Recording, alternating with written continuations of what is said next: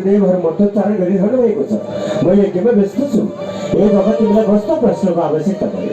मैले देखिरहेको छु, त्यसैले मलाई जवाब चाहिन्छ।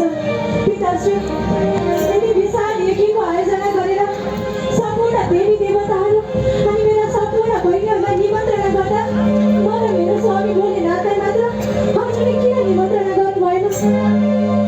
हे सखी, तिमी त मेरो प्यारी छोरी हो। तिमीलाई निमन्त्रणा गर्ने मनसायहरू नभएको पक्कै पनि हो। तर हेर, यो यज्ञ कति सुशोभित छ, कति सुन्दर छ। 33 कोटी देवी देवताहरू सम्पूर्णको आगमन भएको छ। तिम्रो सम्पूर्ण बहिनीहरू ज्वाइँहरू आउनु भएको छ। यति सुशोभित यज्ञमा, यति महान यज्ञमा तिम्रोपट्टि उसको यहाँ कुनै स्थान छैन। यो के भन्दै हुनुहुन्छ पिताश्री? यो यज्ञको फलदाता त स्वयं मेरो स्वामी हुनुहुन्छ। मेरो स्वामी बिनाको यज्ञ कसरी सम्भव छ पिताश्री? सखी, तिमी त मेरी पुत्री हौ। तिमी भ्रम छौ सखी। यो यज्ञको फलदाता तिम्रो पति होइन।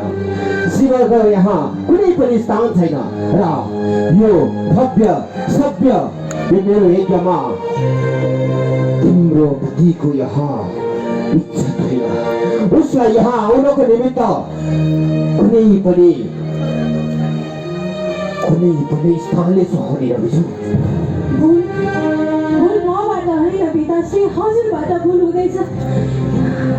स्वयं भोलेनाथलाई फली नजिक कुनै पनि यज्ञ सफल हुँदैन पिताश्री। मैले बारम्बार भनेको छु, तिम्रो पति यो यज्ञ आउनको निमित्त योग्य छैन। सदाबहार भूतप्रेत नन्दी भृङ्गी विकास मसानहरूसँग खेल्दछ। त्यो दिगम्बर, त्यो भयङ्कर, त्यो आडम्बरी, त्यो अघोरीलाई यो सुशोभित यज्ञमा म कसरी निमन्त्रणा गरौँ? तिम्रो पति यज्ञमा आउन सके त्यसको नाम उच्चार गर्नको निमित्त म यज्ञमा छैन। म मेरो पतिको बारेमा योभन्दा बढी निन्दा श्रवण गर्न सक्दिनँ। यो स्थानमा अरू कोही भएको भए मेरो पतिको बारेमा पाप गर्ने जिब्रा थुनेर फालिदिने थिएँ। मलाई मैले यही संस्कार सिकाएको थिएँ।